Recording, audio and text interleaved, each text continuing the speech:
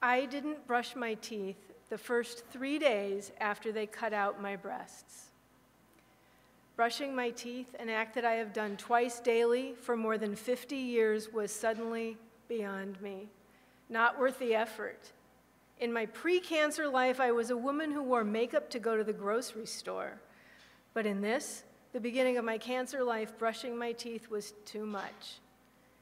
I wanted to face breast cancer with dignity and grace, with interest rather than fear, with calm fortitude.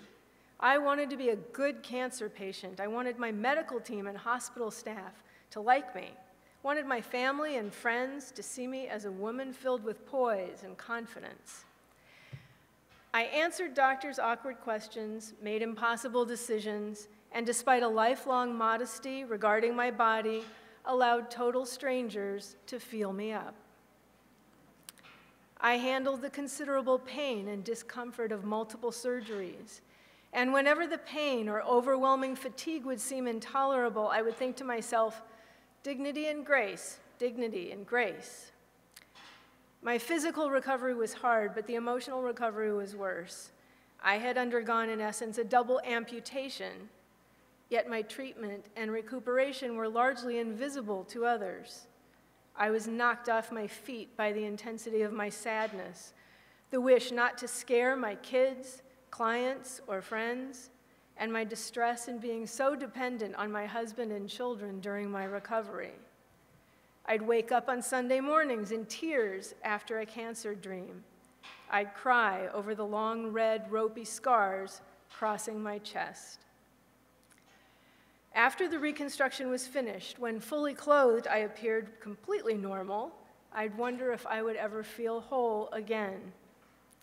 Cancer made me exquisitely aware of my own mortality. It wiped out any hope that if I do everything I am supposed to, I might be able to control what happens to me. Cancer is not choosy. And even though I had no risk factors for breast cancer beyond being a woman, I got it. The loss of that innocence was perhaps as difficult to come to terms with as was adjusting to the physical loss following the mastectomy. I'm a psychotherapist.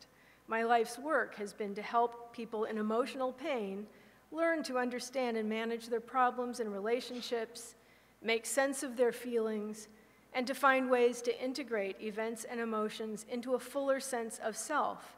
I guide others to begin to live more contented lives. Cancer and the grief it brought with it forced me to look at my own needs, my own emotions, assumptions, reactions, and identity. I was raised, as were many women of my generation, to be obedient and to put others' needs before my own. I understand on a deeper level now that being good isn't always the most effective or valuable goal. I know now in a profoundly personal way that it is more important to be true to myself. I am, I hope, still not selfish, but I know what I want more than I ever did before.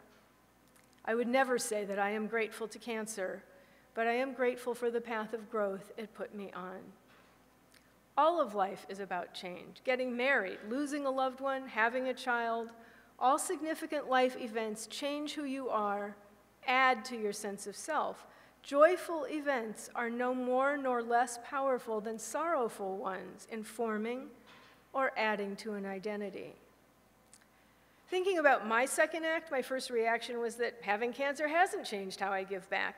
I'm not one to start a foundation or even run a 5K. I am not an activist or entrepreneurial by nature, and I have always hated fundraising. I like to work with people one-on-one, and cancer did not change that about me. So what has changed? Well, the most visible part of my second act is that I have been growing out my hair, and on my 5-year cancerversary, I will cut it off and donate it. But what I am prouder of doing, that's the easy part. What I'm prouder of doing with my cancer experience and with my second act is that I have reevaluated my priorities, become a more creative and genuine person, a more insightful psychotherapist, and a more present wife, mother, sister, and friend. My cancer diagnosis felt like my body betrayed me. The fear that it can happen again is part of me now. Having had cancer and getting a second act made me want to be more fully myself, more willing to say or do or ask for what I want, not just while dealing with a traumatic event, but always. It's made me more patient and generous. I have an enhanced sense of what truly matters as well as what doesn't. I want to live with dignity and grace, accepting and tolerating both the lovely and the hurtful emotions and experiences in myself and others. 4 years later, life is once again pretty normal for me. I brush my teeth daily and wear makeup to go to the grocery store. I feel whole again, maybe more whole than ever before.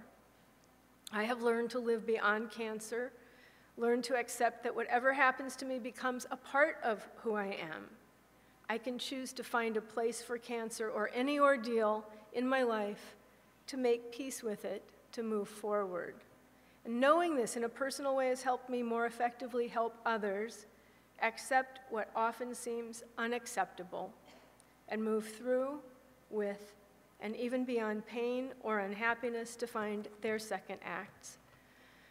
Being truer to myself and helping others to be and do the best they can to find ways to accept and live beyond their losses or injuries and to integrate their struggles into their identities, that is my second act.